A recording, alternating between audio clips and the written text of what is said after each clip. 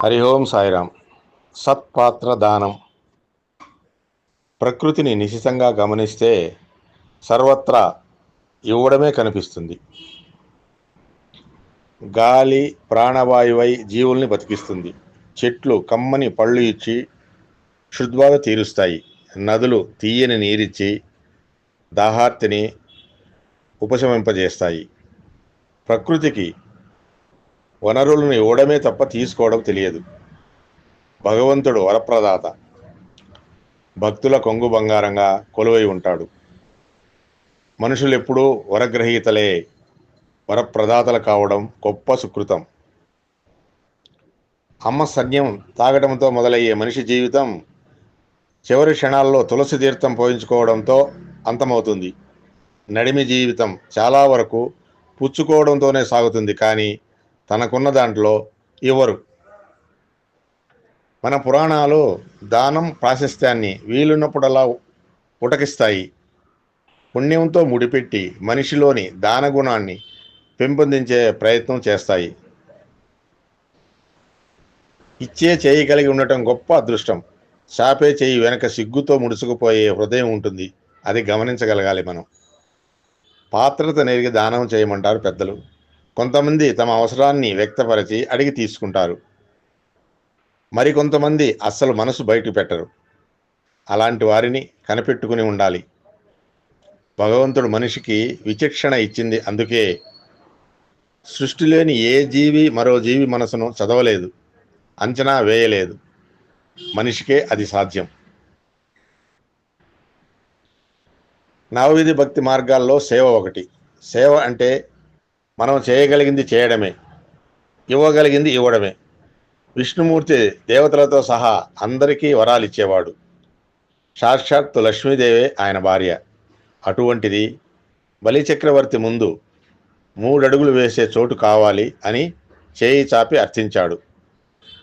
ఆ వరదుడు హస్తం తన ముందు చాచి ఉండేసరికి వద్దని రాక్షస గురువు శుక్రాచార్యుడు హెచ్చరిస్తున్నా పెడచెవిన పెట్టి ఆ పరాత్పరుడికి దానం చేయడం కంటే తన జీవితానికి వేరే పరమార్థం ఉండదని తలచి ఉబ్బి తబ్బిబ్బై ఆనంద బాష్పాలతో దానం చేశాడు బలి. జన్మను చరితార్థం చేసుకున్నాడు. దానం చేయడానికి తన ఇంట్లో ఏమీ లేక ఉన్న ఒక్క ఉసిరికాయను దానం చేసింది ఒక నిరుపేదరాలు. చలించిన శంకరాచార్యుల వారు ఆశువుగా కనకధారా స్తోత్రాన్ని చెప్పారు. కనకధారా స్తోత్రంతో పులకించిన లక్ష్మీదేవి బంగారు ఉసిరికాయలు వర్షింపజేసింది. అన్నార్థులకు లేదనకుండా అన్నదానం చేసిన దొడ్డ ఇల్లాలు డొక్కా సీతమ్మ గారు. దానం చేయడానికి మనసుండాలి, చేయి సహకరించాలి. కాలు చేయి ఆడుతున్నప్పుడే హరినామస్మరణ చేస్తూ తోచినంత దానం చేయగలిగితే ఉత్తమ గతులు ప్రాప్తిస్తాయి అంటారు వేదప్రియులు. ఎడమ చేతికి తెలియకుండా కుడి చేతితో దానం చేసేవారు కొందరైతే చేతికి ఎముక లేకుండా దానం చేసేవారు మరికొందరు. తమ కోసం ఏమీ మిగిల్చుకోకుండా దానం చేసిన వారు అరుదుగా ఉంటారు. కీర్తి కోసం కాకుండా కైవల్య ప్రాప్తి కోసం దానం చేసేవారు అడుగు అలవోకగా మోక్ష మార్గంపై పడుతుంది. కర్ణుడికి దానకర్ణుడని గదా పేరు. ఒకనాడు శ్రీకృష్ణుడు తెల్లతెలవారుతుండగానే కర్ణుని భవనానికి వెళ్ళాడట.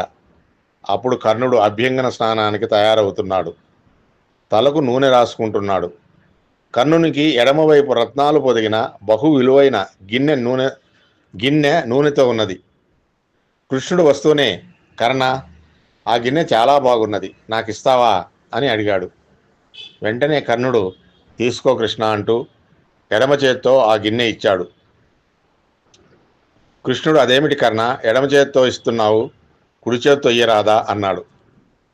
అందుకు కర్ణుడు, కృష్ణ, ఎడమ చేతిలోని గిన్నె కుడి చేతిలోకి తీసుకునే లోపే ఏమవుతుందో తెలియదు. లక్ష్మి చంచలమైనది, యముడా దయలేనివాడు. మనసా మరో క్షణంలో ఏం మారుతుందో తెలియదు. కనుక గిన్నె ఈ చేతి నుంచి ఆ చేతికి పొయ్యే లోపలే ఏ మార్పైనా రావచ్చు. అందుకనే ధర్మకార్యాన్ని ఆ క్షణమే చేయాలనే హితోక్తి అనుసరించి ఇలా చేశాను అన్నాడు. దీన్ని బట్టి కర్ణుడి వ్యక్తిత్వం ఎంతటి మహోన్నతమైనదో అర్థమవుతుంది. దానం విషయంలో సదా సాత్వికమే ప్రధానం.